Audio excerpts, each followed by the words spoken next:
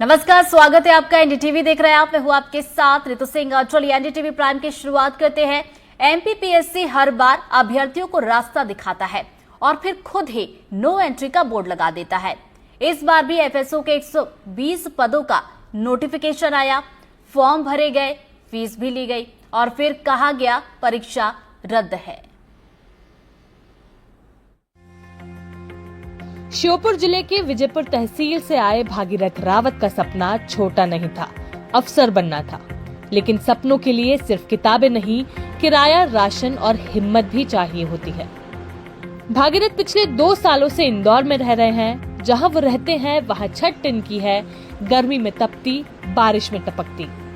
कमरा 4x7 का है, लेकिन उसमें उनके सपनों की कोई सीमा नहीं थी। पिता ने साहूकार से कर्ज लिया ताकि बेटे को पढ़ाया जा सके। भागीरथ ने फॉर्म भरा, फीस जमा की, किताबें खरीदी और फिर एमपीपीएससी ने कहा परीक्षा रद्द। अब दोबारा फीस मांगी जा रही है, लेकिन दिल और जेब दोनों पहले से ही खाली हो चुके हैं। अब आर्थिक स्थिति आपको पता है, श्योपुर जिला सबसे पिछड़ा हुआ मध्य प्रदेश का जिला, कुपोषित जिला।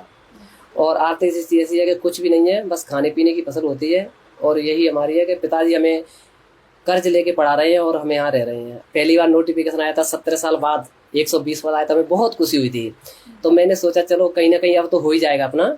ओबीसी में 38 पद थे पहले, और फिर हमें पता चला बाद में कि नोटिफिकेशन रद्द हो चुका है। तो एकदम हम बिल्कुल टूट चुके थे। जब हमने ऑनलाइन के लिए रिफंड के लिए आवेदन दिया था तो 500 रुपए का आ रहा था, फिर भी हमें 90 रुपए का, तो फिर भी हमें घाटा हो रहा है। रायसेन की रहने वाली ऋचा चौधरी 17 साल की उम्र में भोपाल आई थी। आंखों में सपना था एमपी की अफसर बनूंगी। 13 साल हो गए, अब ऋचा 30 की हो चुकी है। न परीक्षा पूरी होती है, न सिलेक्शन लिस्ट आती है। हर बार जब घर फोन करती हैं, माँ की आवाज में चिंता और पिता की चुप्पी सुनाई देती है। पिता किसान हैं और अब उन्हें बेटी के लिए लड़का नहीं, ताना मिलता है। ऋचा कहती हैं अब शर्म आती है जब लोग पूछते हैं कि 30 की हो गई, अब कितना पढ़ोगी। ऋचा ने जवाब में चुप्पी ओढ़ ली, लेकिन चुप्पी के अंदर जो टूटन थी वो किसी ने नहीं देखी। 10 साल पहले मैं यहाँ पढ़ने आई थी, पर आज 30 साल तक भी मैं बेरोजगार हूँ। और एमपीपीएससी की मैंने तैयारी की, बट उसमें भी आपको पता है कि आयोग के क्या हाल हैं। 2-2, 3-3 साल तक कभी रिजल्ट अटक जाता है, कभी कुछ। मुझे नहीं समझ में आ रहा है कि मैं 4-5 पदों के लिए कैसे 6 महीने दूँ। अगर इन पदों में मेरा सिलेक्शन नहीं होता है तो मैं क्या करूँगी। मैंने फॉर्म भरा था, उसका मुझे मैम रिफंड भी नहीं मिला। मध्य प्रदेश की छात्र होने पे अपने आप में घृणा महसूस होती है और मुझे लगता है कि मैंने बहुत गलत किया। एक 17 साल की लड़की जो 2012 में एक छोटे से गांव से आई थी, एक किसान की बेटी, उसके बहुत सपने थे।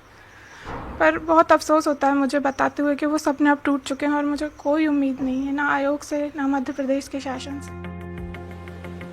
रविंद्र साख्या मुरैना से है, लेकिन पिछले 5 सालों से परिवार से दूर अकेले एक कमरे में एमपीपीएससी की तैयारी कर रहे हैं। उस कमरे में अलमारी नहीं है, सपने जरूर हैं। बिस्तर के नीचे किताबें हैं और सिर के ऊपर टपकता डर। जब एफएसओ का नोटिफिकेशन आया, पहली बार लगा कि अब की बार मेरा नंबर है। फॉर्म भरा, किताबें खरीदी, फीस दी, फिर परीक्षा रद्द। अब नया नोटिफिकेशन आया है, पर उसमें पद कम है और फिर से फीस मांगी जा रही है। कहते हैं जो हिम्मत सालों बाद जुटाई थी वो एमपीपीएससी ने छीन ली। अब भरोसा ही नहीं रहा। काफी साल बाद तो नोटिफिकेशन आया था। हमने सोचा कि अच्छे से तैयारी कर लेंगे, पीएससी में तो पद भी बहुत कम आते हैं और कंपटीशन बहुत ज्यादा है, तो इसकी अच्छे से तैयारी कर लेंगे। तो घर वालों की उम्मीद भी बहुत थी, तो लग जाएंगे, इसलिए उम्मीद के साथ तैयारी की थी। सिलेबस भी लिया था, जब तक नोटिफिकेशन कैंसिल हो गया। तो इससे क्या पूरी उम्मीद ही टूट गई और हिम्मत ही नहीं हो रही तैयारी करने की, कि पद इतने कम है और कंपटीशन बहुत ज्यादा है। अभी तक नहीं है, वो फॉर्म भी बढ़िया, रिफंड का पैसे अब तक रिफंड। 17 साल बाद एमपीपीएससी को याद आया कि राज्य में खाद्य सुरक्षा अधिकारी नाम का भी कोई पद होता है। फिर क्या था, उम्मीदों के सूखे खेत में भर्ती का नोटिफिकेशन बरस पड़ा। छात्र नाचे, फॉर्म भरे, फीस दी, किताबें खरीदी और जब लगा कि अब परीक्षा होगी तो आयोग ने बकायदा नोटिफिकेशन जारी कर बताया हम तो मजाक कर रहे थे। 1 लाख छात्रों से 540 रुपए की वसूली कर ली गई। कुल जमा 5.5 करोड़। लेकिन ये धन अब किस आत्मनिर्भर लोक में जा पहुंचा है कोई नहीं जानता। मजा देखिए, मार्च 2025 में सरकार ने योग्यता बदली, लेकिन एमपीपीएससी को अप्रैल में ख्याल आया और वो भी परीक्षा रद्द करने के लिए। अब वही पोस्ट, वही परीक्षा, वही छात्र, बस फीस नहीं है और उम्मीदें और पुरानी। विभाग से प्राप्त मांग पत्रों के आधार पर आयोग द्वारा विज्ञापन जारी किए गए थे, जिसमें शैक्षणिक अर्हताओं के संबंध में अभ्यावेदन प्राप्त हुए थे। विभाग से संपर्क करने पर उसमें कुछ विसंगतियां परिलक्षित हुई थी। विभिन्न पाठ्यक्रमों के शुरू हुए हैं, उन पाठ्यक्रमों को देखते हुए ये शैक्षणिक अर्हताओं में कुछ न कुछ संशोधन की आवश्यकता है। हैरानी की बात है, दिसंबर 2024 में नोटिफिकेशन जारी हुआ। 28 मार्च 2025 में भारत सरकार ने जारी अधिसूचना में इस पद के लिए निर्धारित शैक्षणिक योग्यता में संशोधन किया। बावजूद इसके एमपीपीएससी ने 1 महीने तक कोई कार्रवाई नहीं की और ठीक 1 महीने बाद परीक्षा रद्द कर दी। एफएसओ के नए नोटिफिकेशन आने के बाद जहां छात्रों के मन में नई उम्मीदें जगी थी, पर 17 साल के इंतजार के बाद भी जो नोटिफिकेशन आया उसमें रिवाइज सिलेबस नहीं था। इसी के साथ पदों में भी कमी दिखाई गई थी, जिसके बाद छात्र कई तरीके से परेशान हो चुके कि ये जो लंबा इंतजार था उसमें भी उनकी जो उम्मीदें हैं वो खरी नहीं उतर पाई।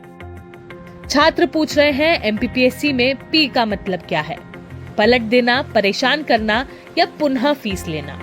ऐसा लगता है यहाँ उम्मीदवार नहीं, 540 रुपए के यूजर आईडी हैं। न शिकायतों का जवाब है, न सपनों का वजूद। 17 सालों बाद एमपीपीएससी ने अभ्यर्थियों के मन में एक नई उम्मीद जगाई, एफएसओ की परीक्षा की। नोटिफिकेशन जारी किया गया, 120 पद दिखाए गए, फीस सभी से भरवा ली गई, लेकिन फीस भरने के बाद एमपीपीएससी को लगा कि पद तो केवल 67 थे, जिसके चलते उसे रद्द कर नया नोटिफिकेशन जारी किया गया। नए नोटिफिकेशन में केवल 67 पद दिए गए। अब अभ्यर्थियों की संख्या जरूर बढ़ चुकी है, लेकिन पदों की संख्या आधी होने से उनकी परेशानी वहीं की वहीं है। कैमरामैन रिजवान खान के साथ तनुश्री देसाई और निहारिका शर्मा की रिपोर्ट, एनडीटीवी।